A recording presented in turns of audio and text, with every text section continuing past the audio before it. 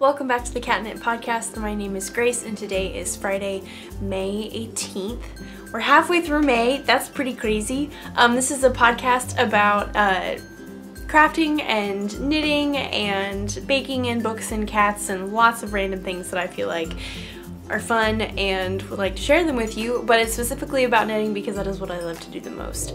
Like always, all my various social medias will be linked down below. If you're on my blog, they'll be down below, or if you're on YouTube, that'll be linked down below as well. So don't worry, it'll be everywhere. And all the links to the things that I will be talking about will be linked in the show notes that are on my blog, and that will also be linked down below if you're on YouTube. I am very sorry for all the various technical malfunctions that I've had in the past couple of weeks, whether it's been overexposed or it didn't upload completely or it's just been overexposed and I tried to edit it so it was darker and then it looked really weird. I am so sorry. I really don't know what the problem is, and I've tried to figure it out. I think what I need to do is just use the new iMovie. So I spent all of yesterday trying to figure it out, which was, I'm not gonna lie, it was kind of frustrating, but I think I figured it out. So hopefully today's editing will go smoothly and hopefully everything will be fine. This is just a really trial and error process, so I do apologize if it ends up looking weird or if something is just not normal. Thank you for being patient with me. I really do appreciate it. So yes, disclaimer, things might be strange this week, but hopefully they won't be. Hopefully, let's just be positive. Be positive thinking about what I learned yesterday. Hopefully everything will be just fine. So I have a lot to talk about this week, and I also see that my camera battery probably has just enough for recording this episode, so we're gonna get started. If you would like to grab something tasty to drink, today I have iced coffee, woohoo! Because it is really hot here, and so yay for iced coffee. It's the way to go. If you'd like to grab something tasty to drink or something to snack on or something to craft on while we spend a little bit of time together and I share with you what I've been working on this week, and you can come back and join me for some crafty chat.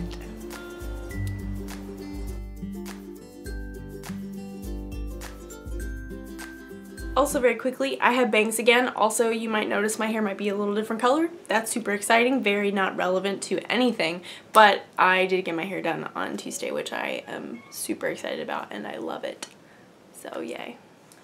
So this project that I am pulling out got worked on a little bit this past weekend because my brother graduated from Texas A&M University, which is super exciting, and so that was very fun, and we got to celebrate with my family, and that was a blast, and I got a lot of knitting done during the graduation ceremony because college graduations are much, much, much longer than any other kind of graduation. So, or high school graduations, I guess I should say. I haven't experienced other graduations.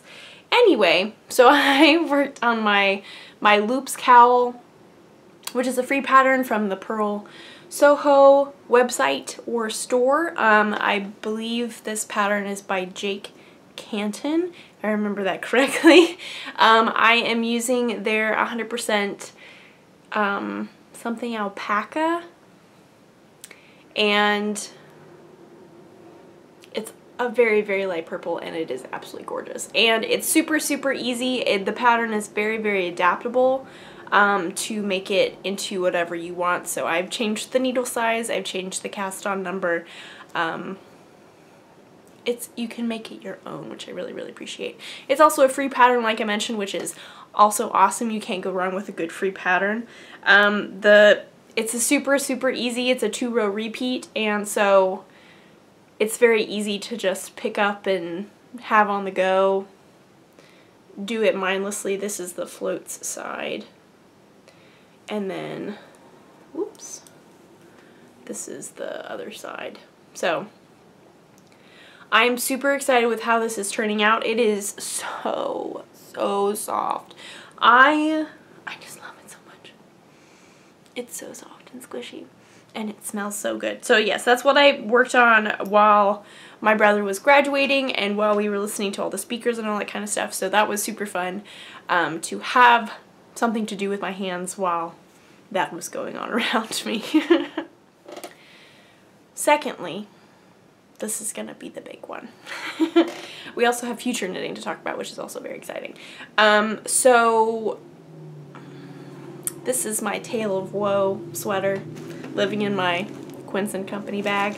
I have made significant progress, everybody. And you may be wondering, what do you mean by that? And now my camera's showing me that I only have 9 minutes left, and I've only been recording for 6 minutes. Just a minute ago it said I had 40 minutes. What's with you, camera? Okay, now we have to pause and chart. Okay, so I hope this is generally the same position that I was in before. Now we're gonna get back into it. I still don't have a whole lot of power on my camera, but we're gonna see if we can get through it because it's late in the day and I don't really want to edit this evening and all that kind of stuff, so I can get it up tomorrow. Anyway, so this is my Tale of Woe sweater. This is the Mum's Popcorn Bomber by Nordic Knitting Tale. I'm knitting it out of Drops Nepal in this dark purple color, and then also Drops mohair, silk mohair type thing in this light purple mauve-y color. So I'm holding these two together. Everyone, I've divided for the sleeves. It's so exciting. Oh my goodness, and I tried it on and it fits. It's so great. So this is, I know this doesn't look like a whole lot, but you can tell it looks like a, kind of like a sweater. And so that was the front. Here's the back. Not much different. Here we have these little bobblies, which are super fun, or popcorns. This is a steeked sweater, so that is super exciting. My mom and I will be learning how to steek.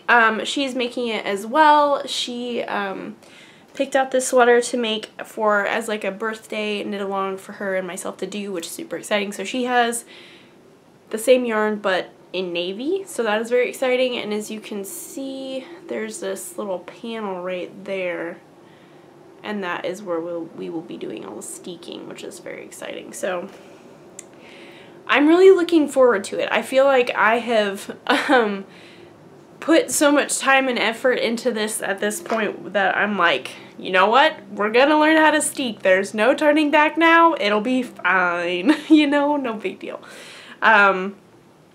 So I'm just kind of like psyching myself up, getting really excited about it, all that kind of stuff. And I know it will be fine. And I've heard that once you steek, you can never go back. You just really enjoy steeking. So that's really exciting for me because that opens up so many more sweater options and sweaters that I have always loved the look of but have always shied away from because they are steeked. So that is very exciting. I'm looking forward to learning a new skill, which that was on my checklist of things to do this year in 2018, so I'm very excited to be able to check something that big off the list. So yay.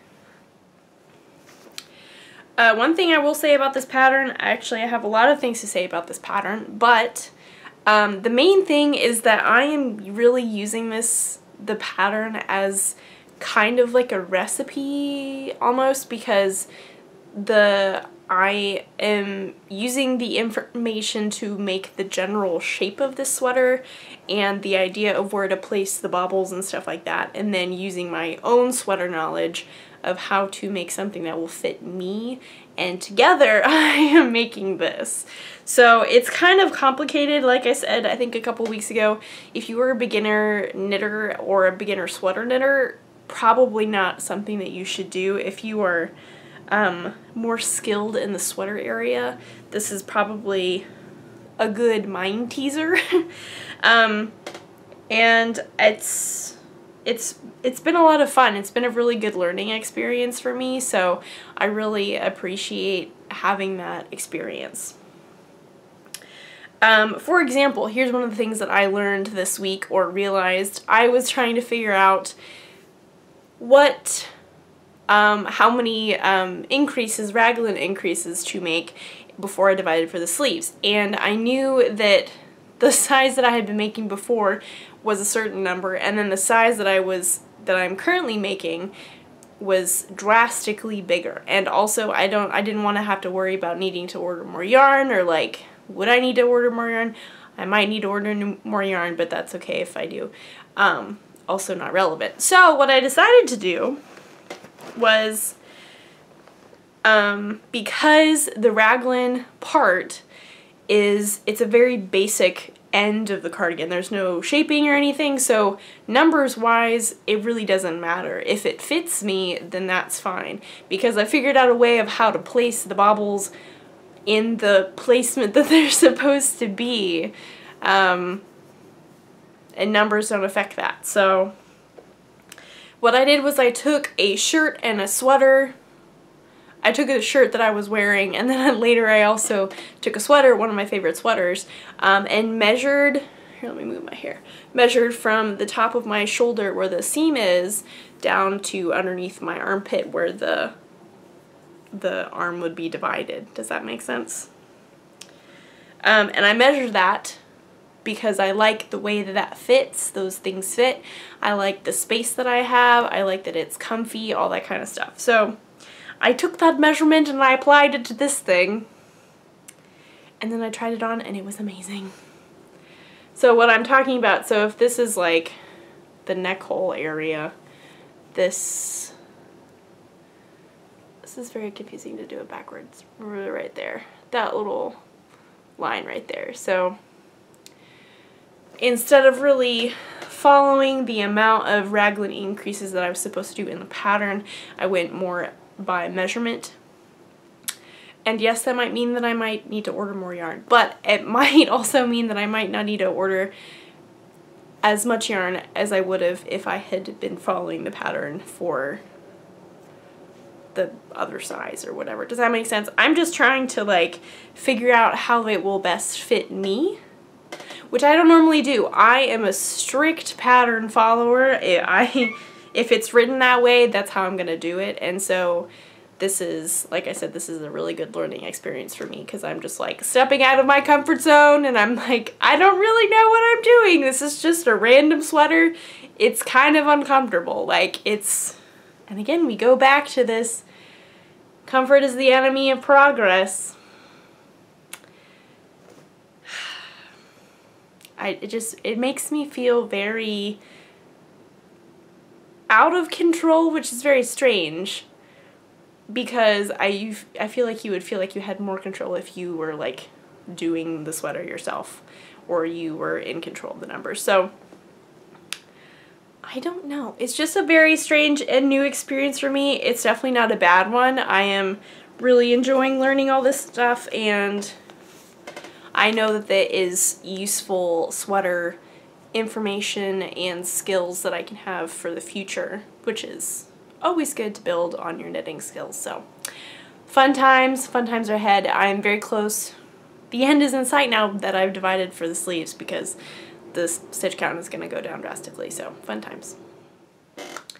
So next we have future knitting. I have two things that I want to talk about very quickly, because again, battery issues. One of which, I do have the yarn here with me, and I have the yarn for both these things, but this is a commissioned knit, which is very exciting. One of my husband's favorite high school teachers, we are good friends, and I saw her recently at an event that we were all at, and so she asked if I would knit her a lime green triangular shawl, which I am super excited about. So I sent her pictures of yarn colors of Knit Picks palette, because I knew that that is a good standard, very workhorsey type yarn for shawls. And so she picked the Limeade Heather colorway, which I got it in the mail a couple days ago. When I opened up the bag, I was like, that is beautiful. I know it's really hard to see, but it's such a fun heather. It's much more bright on camera than it is in person, so I don't know about that, but I think it'll be super cool. I did pick out a pattern. It was very simple. There were a couple of eyelet rows. I don't remember the name of it, but I will link it in the show notes if you guys are interested. So it's very simple, free pattern. Uses 2 skeins of Knit Picks palette. So I'm excited about this. I think it'll be a good mindless knit, and this teacher is a very knit-worthy person. She will definitely appreciate the fact that this has been a handmade item. So that's really awesome. I'm excited to do this for her. Secondly, in the future knitting world, I don't know when this pattern came out, but I know that I've just like recently seen it on the Loops Instagram account, which this particular Loops is the one in London, which I have been to several times, and I love it. It is so amazing. They have such wonderful selection. They have wonderful patterns. But they released a pattern recently called Tiny Tassels, and it is literally, it's a free pattern, which is also super cool. So what it is it's literally a garter stitch triangle, which you can make as big or as small as you want. I think it gives the general size in the pattern is just using a standard like fingering weight skein of about 400 yards or something like that. So that gives you a general idea. And then along the edges of it are little baby tiny tassels, and they are just like the cutest thing ever. And it's just such a fun looking thing. It's something, I saw the picture of it on Instagram and I was like, is this a picture from Anthropology? But no, it wasn't from Anthropology. It was from Loops, or Loop, and it's something that I can make. So this is definitely on my radar. I have pulled out some skeins of yarn from my wonderful collection that I have here, and I'm going to show them to you in just a minute, because I'm trying to decide what the base triangle color will be. I think I'm going to go more of a natural route so I can have fun with the little tassels, so we'll see. But just a second, let me show you the color options. Another thing that I think is super fun is that this pattern is very adaptable, very similar to the cowl that I'm knitting. It's you can change the size of it depending on how big you want it. You can change the weight of the yarn. You can change the density of the fabric that you create based off of your needle size. So the flexibility in this pattern, you can really create whatever you want, which I think is super fun and such a good outlet of creativity. So I'm really excited to make a fingering weight one. I think it would also be super fun to make a worsted weight one when it gets colder, just because these tassels are just so cute, and I think it would be so adorable in like really thick yarns as well. So like I don't know, but we'll save that for down the road when it actually gets colder, because it's not right now. So anyway, moving on to the yarn. So like I said, I think I'm wanting to go the more natural route, whatever. But I do have some colorful options, which I think would be very fun. One of which is this Malabrigo sock yarn in the Marta colorway. It's a bunch of reds, browns, grays. It's very fiery looking, and I think it's very nice. That's what the name is. If I pronounced that incorrectly, I apologize. Marta, something like that. I've had this for a long time. This is deep stash, deep stash. So, plus I think this would look very nice on me. The problem is that this kind of limits the colors of the tassels, which is not a problem, but I don't know. So this is an option. The other colored option is the solo singles from Stranded Dye Works, from Amy. She also has her own podcast, the Stranded Podcast, which is very wonderful. This is in the Naive Watercolor colorway, which I think is absolutely gorgeous. So this one, I think I would have a little bit more flexibility of what the tassels could be, just because I feel like there are more color options in this skein opposed to this skein. Or I could figure it out, I don't know. I also just really love this colorway, so I don't know, I might save it for something else, but I don't know, it's just so pretty. Another I would kind of color this a neutral, but also kind of not. This is Madeline what am I doing? Toshmo Light, which has mohair in it in the high-low colorway. So it's like pinks and creams and a little, like the tiniest bit of yellow and little flecks of black, which I think is super fun. Again, all of these things are stashed, and isn't that just so wonderful? I think this is, I like the fact that this is definitely not like a super, super neutral color, but it's also neutral enough that I could play around with the tassel colors and it would be super cool. So, fun times. And then we have the trusty, trusty neutral of a gray color, which is also Madeline Toshmo Light in the kitten colorway. This is leftover from my old romance cardigan.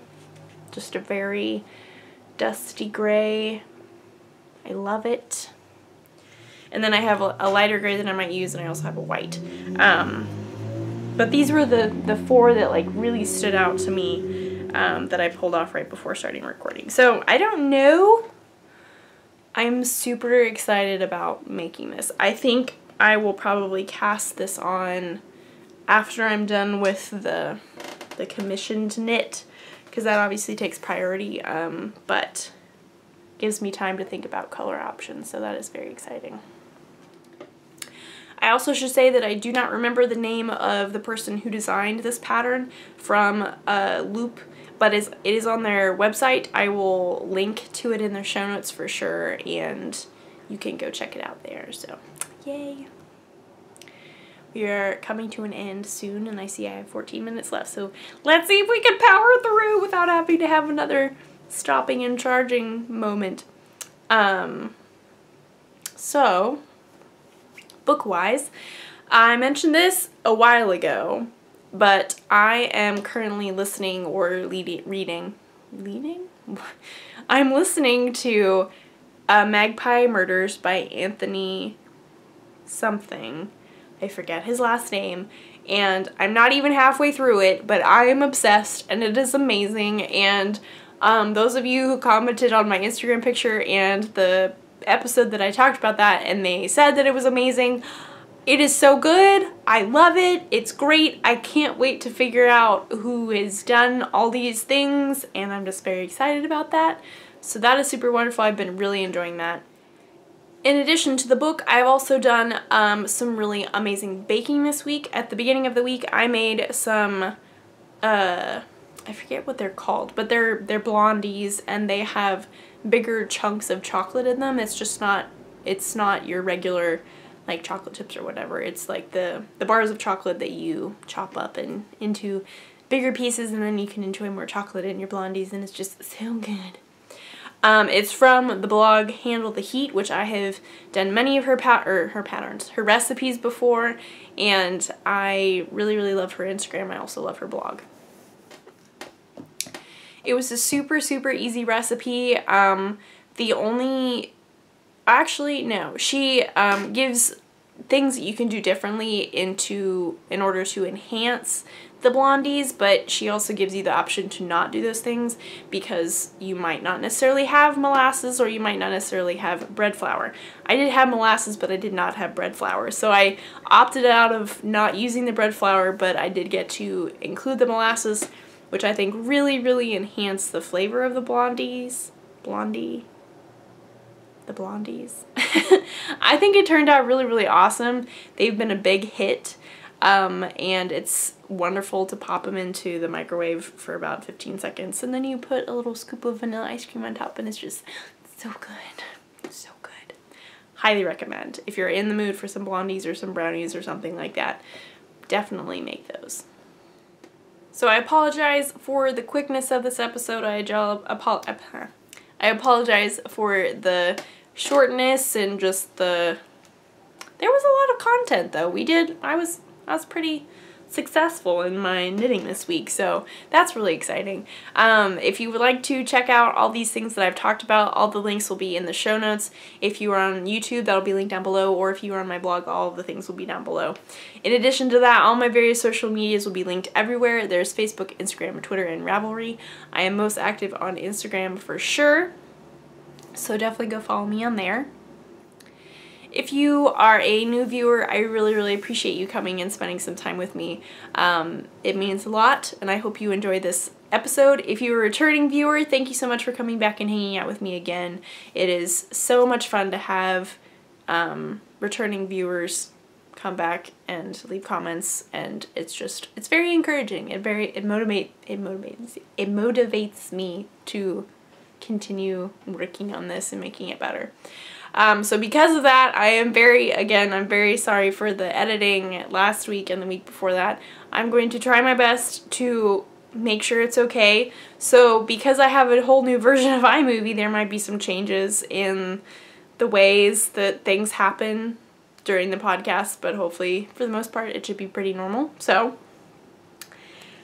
I don't know because I haven't edited it yet, but we'll see when I actually get to the editing process. So you never know. I hope you've had a wonderful week, and I hope you continue to have a wonderful weekend. If you have any crafty plans, I hope that they are successful. I have fun plans this weekend. One of my brothers-in-law is graduating from high school, so that is super exciting, and I'm taking pictures for him. So fun times are ahead. There should be good knitting time as well, so I'm very excited about that, just to continue to make progress on my knitting Tale of Woe sweater. I think that's the new name of it. But you know what I mean, the Mom's Popcorn Bomber. I hope to make good I am just really stumbling over my words this week. Today. I don't know what the problem is. I just hope to make good progress in general. You know what I mean, hopefully. So hopefully I'll have a lot to show you next week. Hopefully I will have a shawl to show you, which is very exciting. Maybe another shawl with tassels on it. I don't know. A lot can happen in a week. We'll just have to wait and see. So I guess that is it for this week, and I will see you guys next week. Bye!